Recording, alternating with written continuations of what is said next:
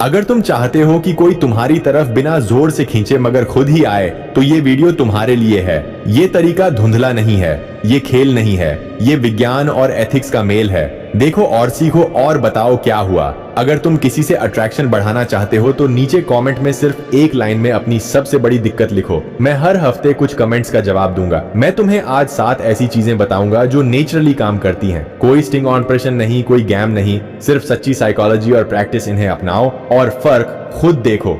यहाँ हर पॉइंट के साथ प्रैक्टिकल एक्सरसाइज भी दूंगा ताकि तुम बस सुनकर न रहो बल्कि कर सको। मानसिकता पहले बदलो, इससे पहले कि तुम किसी और को बदलने की कोशिश करो। खुद को बेहतर बनाओ, लक्ष्य दो, अपनी वैल्यू पहचानो। तुम्हारी आत्मसम्मान की पिच जितनी ऊंची होगी उतना ही आकर्षक दिखेगा। रिश्तों में आकर्षण 70% माइंडसेट, 30% टेक्निक्स है। प्रैक्टिस हर सुबह 5 मिनट खुद से कहो, मैं काबिल हूं, मैं सीमाएं रखता हूं, मैं सामने वाले को सम्मान देता हूं।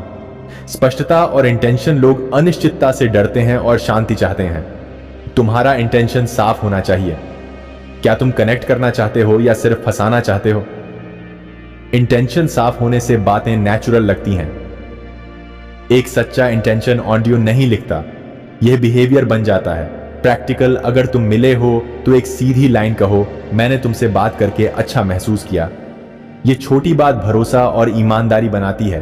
बॉडी लैंग्वेज और प्रेजेंस, नॉन वर्बल सिग्नल सब कुछ बताते हैं। अपनी बॉडी ओपन रखो, सीना बाहर, हल्का सा कंधे रिलैक्स, आंखों में ध्यान, लेकिन घेराबंदी न करो। स्टैंडिंग में वेरिएंट। अगर तुम बैठकर बात कर रहे हो तो थोड़ा फॉरवर्ड लीन 4/4। ONF time. आंखों से कनेक्ट। वॉइस का टोन धीमा करो। तेज आवाज आकर्षण घटाती है। स्पेस यूज करो, करीब बहुत पास न जाओ और बहुत दूर भी ना। Practical exercise. दैनिक में 10 मिनट धैर्य से वॉक करो और खुद की चाल और हाथों के मूवमेंट को नोट करो। कहानी सुनाना और इमोशनल कंटेंट किसी को खींचने का सबसे नेचुरल तरीका है। उन्हें इमोशन देना। कहानी बताओ, पर खुद पर आधारित ऐसी कहानी जो असल हो और छोटी हो। कहानी में संघर्ष, छोटी जीत और एक क्लियर लेसन होना चाहिए। लोग इमोशन को याद रखते हैं, फैक्ट्स नहीं। प्रैक्टिकल। एक छोटी 30 सेकंड की कहानी तैयार करो जिसमें तुम्हारे जीवन का एक छोटा मोड़ हो और उससे तुम्हें क्या सीख मिला ये क्लियर हो। आत्मविश्वास और खुद की वैल्यू शो करना। लोकप्रिय मिथक ये है कि दिखावा करना चाहिए। असल में फर्क ये है कि तुम कैसे अपनी वैल्यू बताते हो।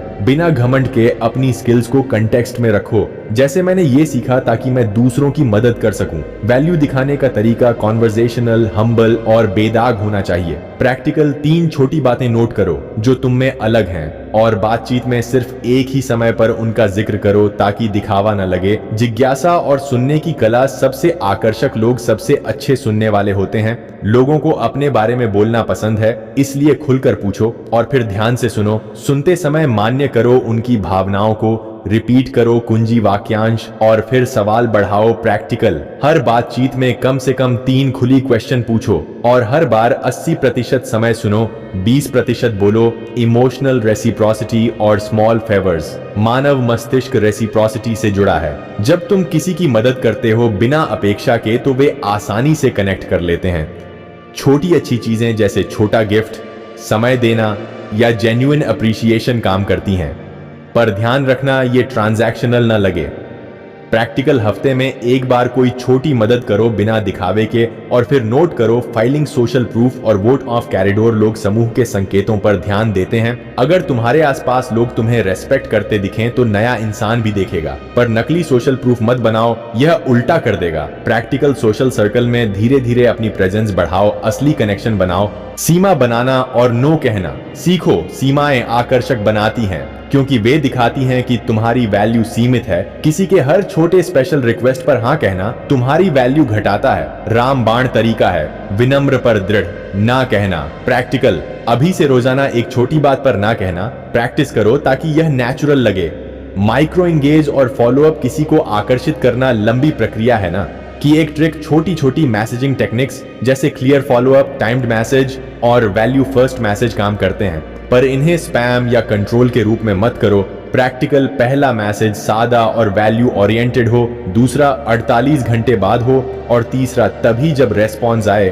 ईमानदारी और शार्प रेड फ्लैग्स। अगर कोई बार बार बाउंड्रीज क्रॉस करता है या तुम्हें असहज कर देता है तो रोक लगाओ। आकर्षण का उद्देश्य खुशहाली होना चाहिए, न कि किसी के आत्मसम्मान को चोट पहुंचाना। प्रैक्टिकल कोई भी रिश्ता जिसमें लगातार नकारात्मक इमोशन है उसे सावधानी से रिव्यू करो। आत्म सुधार और लंबी अवधि का प्लान। तुम्हारा असली गेम असली निवेश पर होना चाहिए। नए स्किल्स सीखो, अपनी वेलनेस पर ध्यान दो और अपने गोल्स पर काम करो। लोग नेचुरली उन्हीं की तरफ आकर्षित होते हैं जिनके पास दिशा और कमिटमेंट होती है। प्रैक्टिकल 3 महीने का प्लान बनाओ। हर हफ्ते एक छोटी आदत जोड़ो। Communication texts. उदाहरण, नेचुरल कमेंट देने का तरीका। आपका टेक्स्ट छोटा, स्पष्ट और वैल्यू दे। उदाहरण, हाय, मैं कल वाली बात पर सोच रहा था, तुम्हारी जो बात थी वह दिलचस्प थी, कुछ और सुनना चाहूंगा। यह सादा, ईमानदार और प्रोत्साहित करने वाला है। डेटिंग में इमोशनल इंटेलिजेंस। डेटिंग सिर्फ आकर्षण नहीं, यह समझने की कोशिश है कि सामने वाला कैसा सोचता है।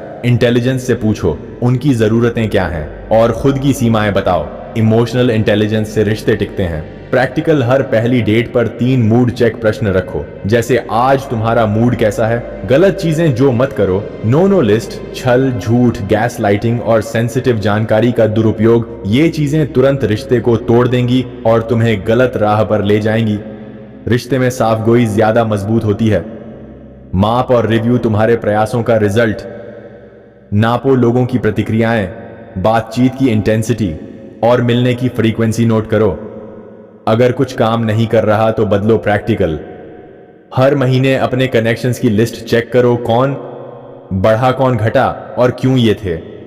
वो सिद्ध तरीके जो तुम्हें नेचुरल और एथिकल तरीका सिखाते हैं। किसी को अपनी तरफ खींचने का डार्क ट्रिक्स से बेहतर है रोशनी वाली साइकोलॉजी अपनाना। अगर तुम्हें यह पसंद आया तो लाइक करो, सब्सक्राइब करो और कमेंट में अपनी दिक्कत लिखो। मैं कुछ कमेंट्स पर वीडियो बनाऊंगा। याद रखो, आकर्षण कोई हथियार नहीं, यह इंसानियत है। किसी भी समय अगर तुम्हें लगे कि तुम किसी की भावनाओं का गलत फायदा उठा रहे हो तो रुक जाओ और फिर सोचो, रिश्ते का असली मकसद बढ़ाना है, खुशी और समझना है, ना कि दखल या चोट पहुंचाना है।